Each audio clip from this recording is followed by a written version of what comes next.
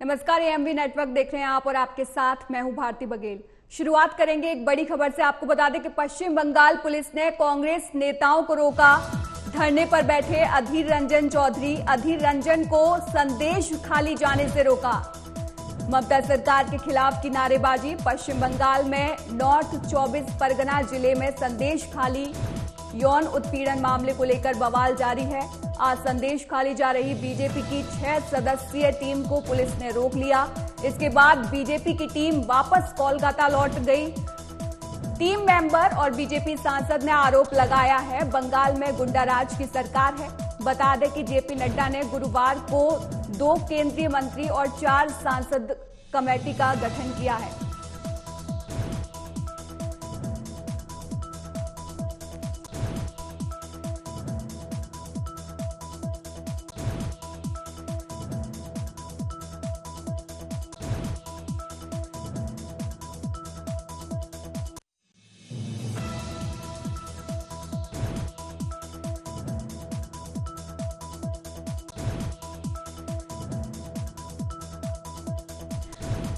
तो धरने पर बैठे अधीर रंजन चौधरी, अधीर रंजन को संदेश खाली जाने से रोका।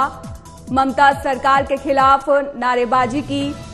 इस वक्त की बड़ी खबर आपको संदेश खाली से बता रहे हैं। पश्चिम बंगाल पुलिस ने कांग्रेस नेताओं को रोक लिया है। धरने पर अधीर रंजन चौधरी भी बैठ गए हैं। अभी तक बीजेपी की तरफ से प्रदर्शन किया जा रहा था और अब कांग्रेस भी वहां पर शामिल हो गई है। ममता सरकार के खिलाफ जमकर नारेबाजी की जा रही है।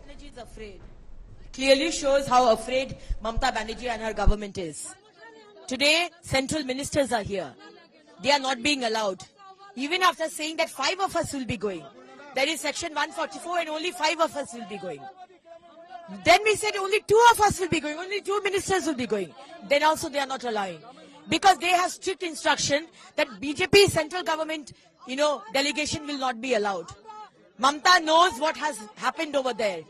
Hindu ladies have been molested, raped, and now she's trying to cover it up.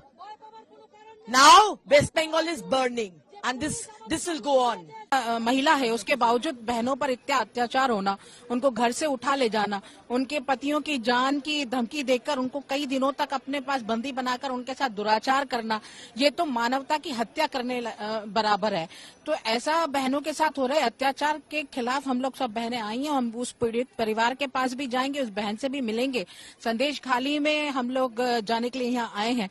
तो इतना अत्याचार मुझे नहीं लगता, जहां एक तरफ बहनों के सम्मान के लिए इतना दिन रात हमारी केंद्र की सरकार काम भी कर रही है और महिला सशक्तिकरण के और कदम भी उठा रहे हैं, वहीं यहाँ पश्चिम बंगाल में बहनों के साथ इतना दुराचार होना ये बहुत ही गलत है और हम इसकी निंदा करते हैं। ऐसा कौन सा सत्य है संदेश खाली का जो ममता बनर्जी और तृणमूल कांग्रेस की सरकार नहीं चाहती कि दुनिया के पास और पूरे भारतवर्ष में उजागर हो जाए, जिसकी वजह से आज असेंबली में खड़े होकर एक तरफ तो ममता बनर्जी शाहजहां शेख को क्लीन चिट देती है, पीड़िताओं को अपमानित करती है, उन्हीं के ऊपर दोष डालती है, कहती है कि उनके साथ जो भी हुआ एक प्रकार से जायज था, और दूसरी ओर जब कोई उन पीड़ितों के साथ खड़े होने की चेष्टा करता है, फैक्ट फाइंडिंग टीम वहां पर जाकर सत्य को उजागर करने की चेष्टा करती है ताकि पूरे देश के सामने, दुनिया के सामने उनका सच बाहर आ सके, तब उनको रोका जाता है अवैध तरीके से। सुकांता मजुमदार जी को पीटा जाता है कि वो आईसीयू में भर्ती हो जाते हैं, कार्यकर्ताओं को रोंदा जाता है, आवाज दबाई जाती है रविंद्रनाथ टैगोर जी के बंगाल में। क्या कुछ मामला है सुप्रीम कोर्ट तक पहुंचा। संदेश खाली केस सीबीआई या एसआईटी से जांच कराने की मांग की गई है।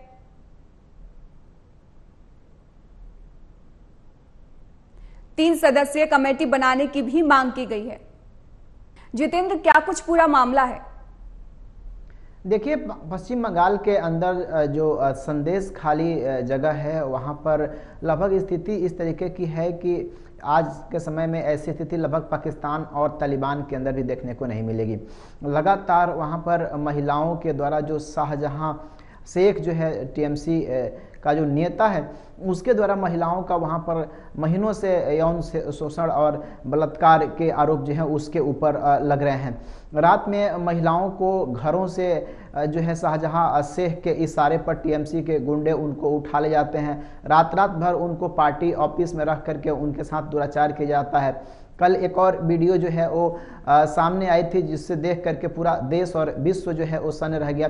एक रेप पीड़िता की जो शव है वो मक्के की खेत में मिली थी, उसके साथ रेप करके और फेंक दिया गया था। तो लगातार पश्चिम बंगाल के अंदर इस तरीके की घटनाएं देखने को मिल रही है और इसी मुद्दे को लेकर के भारतीय जनता पार्टी लगातार जोर शोर से पिछले एक सप्ताह से उठा रही है। पश्चिम बंगाल बीजेपी के जो प्रदेश अध्यक्ष हैं सुकांता, वहाँ पे जो बीजेपी के जो प्रदेश अध्यक्ष हैं सुकांता मजूमदार, उन्होंने भी वहां पर जाने की कोशिश की तो वहां पर पुलिस के द्वारा जबरदस्त उनके ऊपर जो है वो प्रहार किया गया लाठी डंडे से, जिसके बाद से वो आईसीयू में इस वक्त भर्ती हैं कोलकाता के अंदर।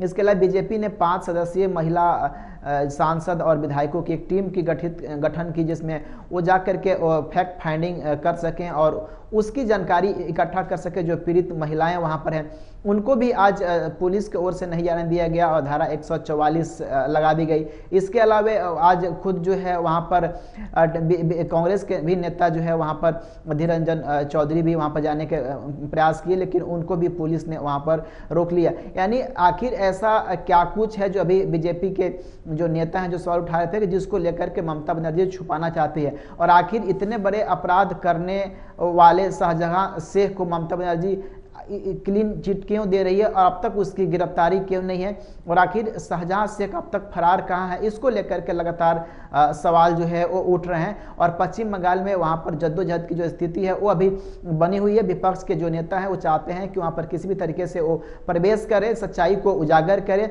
जो पीड़ित जो महिलाएं हैं जो बहनें हैं उनसे मिल करके उनके दुख दर्द को बांटे और उनकी जो हकीकत है वो दुनिया के सामने आ सके। लेकिन सरकार पूरा प्रयास कर रही है कि किसी भी स्थिति में कोई भी अपोजिशन का लीडर वहां पर नहीं पहुंच सके, क्योंकि उनको पता है कि जब भी ये नेता वहां पर जाएंगे तो वो उनसे बातचीत करेंगे, महिलाएं उनसे खुल करके बोलेंगी, और जब उनका वीडियो सामने आएगा तो फिर पश्चिम बंगाल सरकार ममता बनर्जी को जो है वहां पर जवाब देना वो मुश्किल होगा। और यही कारण है कि लगातार वहां पर धारा 144 लगा करके और जो महिला जो सांसद और विधायक है उनको रोकने का प्रयास जो है टीएमसी की ओर से किया जा रहा है। धन्यवाद जितेंद्र तमाम अपडेट के लिए।